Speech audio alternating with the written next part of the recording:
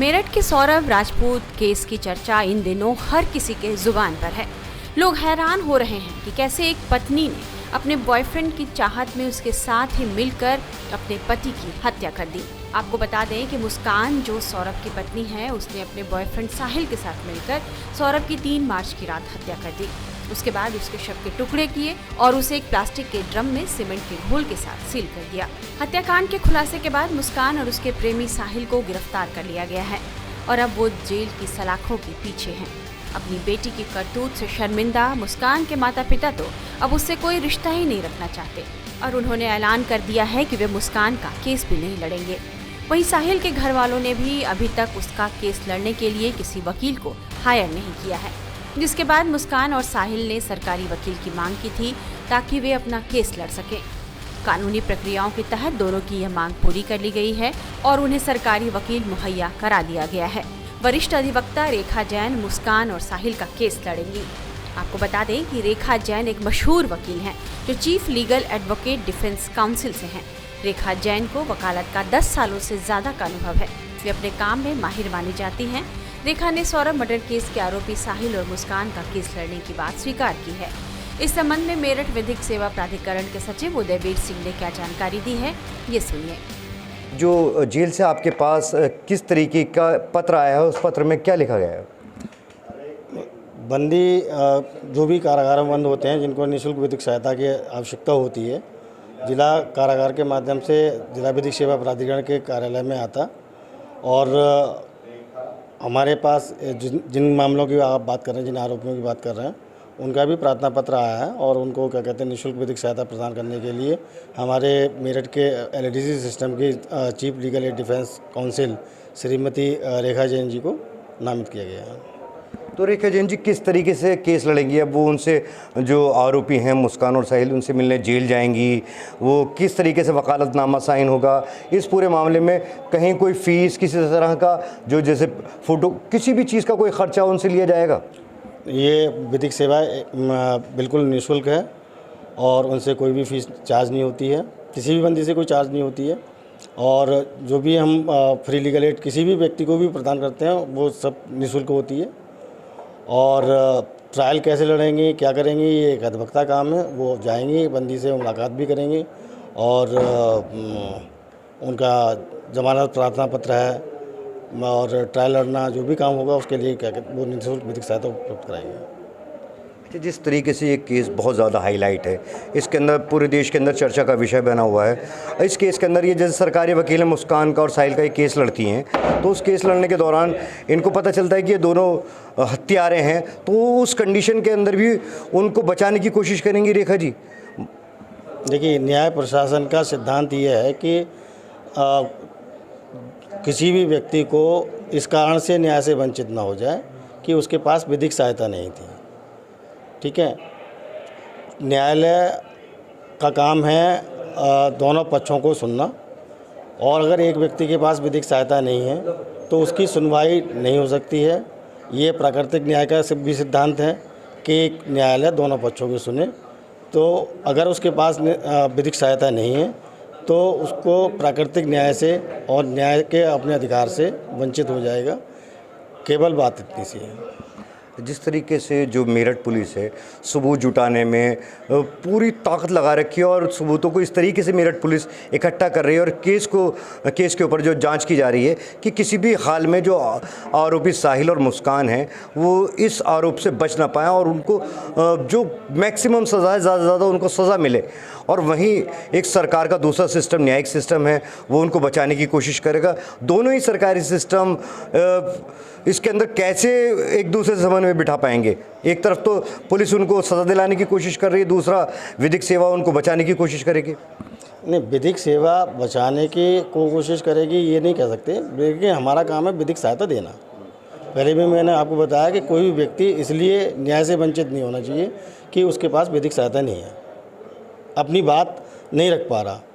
तो अपनी बात रखने के लिए विधिक सहायता प्रदान कराना हमारे संविधान में मूलभूत अधिकारों से लेकर डायरेक्टिव प्रिंसिपल्स में 1987 के एक्ट में है। दूसरी तरफ जेल में मुस्कान और साहिल को अलग अलग बैरकों में रखा गया है। साहिल और मुस्कान ने बहुत कोशिश की कि उन्हें एक साथ ही बैरक में रखा जाए, लेकिन जेल के नियमों के तहत साहिल को पुरुष और मुस्कान को महिला बैरक में रखा गया है।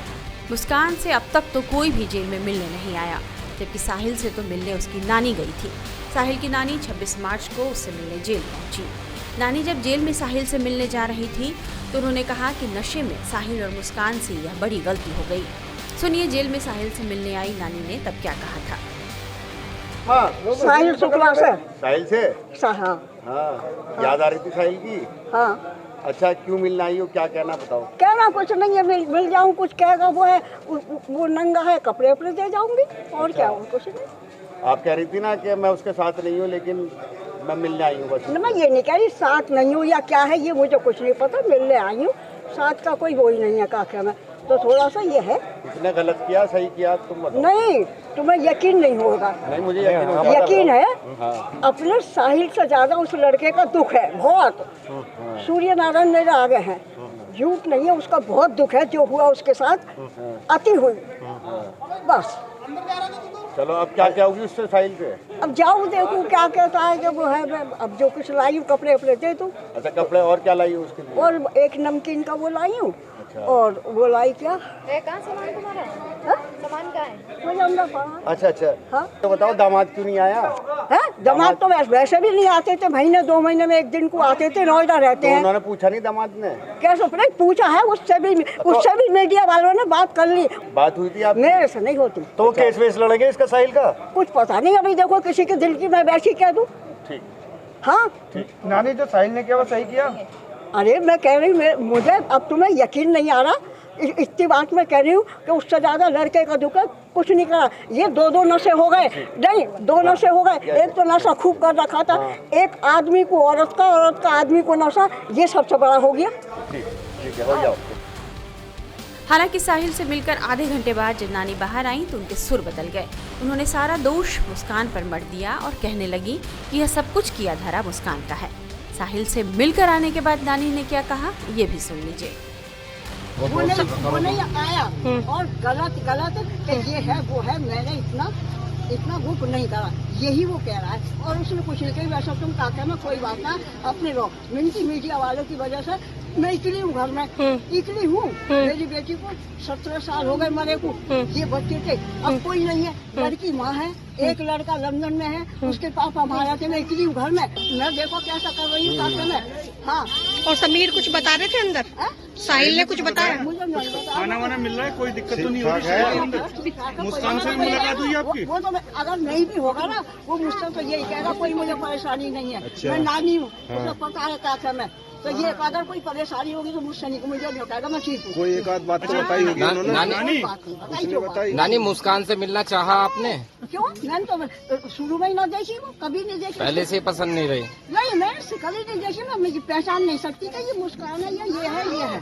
अच्छा, मिली आज आपसे मुस्कान, मिली, मुलाकात हुई? ना अच्छा नानी, वैसे सबसे अलग बात, ये जो केस हुआ है आप इसे कितना गंभीर मानते हैं, कितना गलत केस है? ये है, इससे गलत कुछ हो नहीं सकता, ये कह रही हूँ मैं। पर कैसे क्या करा, इसमें मैं कंफ्यूज हूँ। कैसे क्या हुआ, क्यों उसके आदमी से साहिल को क्या परेशानी हुआ, और जो भी कुछ ये रचना रची है सब लड़की नहीं, मुस्कान नहीं कराया है सब कुछ, जो भी कुछ करा।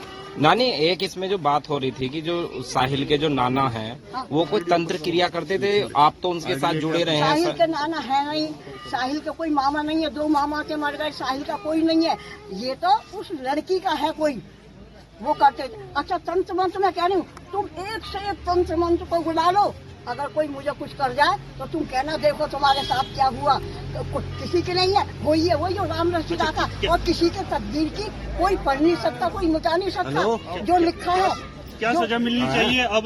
पैदल मुस्कान को क्या सजा मिलनी चाहिए, इतना बड़ा हत्याकांड किया? ये इतनी बड़ी कोर्ट है, इतने वकील है, वही फैसला लेंगे। आपको क्या लग रहा है, क्या होना चाहिए? नहीं, इतनी नहीं है। मैं जो तुम पूछ रहे हो वो मेरे उसमें नहीं है। काका, ये तो इतने बड़े बड़े वकील है, वो है। गलत किया है साहिल और मुस्कान ने, आपको लग रहा है गलत किया है? गलत किया है साहिल और मुस्कान ने, लग रहा है आपको? एक तो गलती करी है, उसके बाद भी अति गलती करी है। अति गलती करी है। हाँ। नानी उसके साहिल के कमरे पे जो चित्र हैं, लोगों ने बताया कि ये तंत्र से जुड़े हैं। उनकी क्या सच्चाई है? सांप साहिल के साथ रहती थी? भूत, सांप, सबकी तस्वीर ला के मेरे ऊपर घुमा के उसका कुछ भी करो, मेरी गर्दन काट के वो करो, चढ़ा दो, ये कुछ बात है? तंत्र वंत्र नहीं क्या करता था साहिल? बिल्कुल नहीं, बिल्कुल सिर्फ एक उसके पास और कुछ नहीं। किसी को नहीं मानता था, किसी को नहीं, एक वो तो भोले को ही मानता, भोले बाबा को मानता था। अब भोले की तस्वीर है, वो किसी कारण से बदल, तस्वीर बनाने में क्या है, वो फेल सीन है, कैसे घुमा दो, कैसे कर दो, उससे क्या हो रहा है। वरिष्ठ वकील रेखा जैन साहिल और मुस्कान का केस तो लड़ने को तैयार हैं, लेकिन अब लोगों के मन में सवाल है कि क्या रेखा जैन साहिल और मुस्कान को बचा पाएंगी, क्योंकि पुलिस को इन दोनों के खिलाफ पुख्ता सबूत मिल चुके हैं।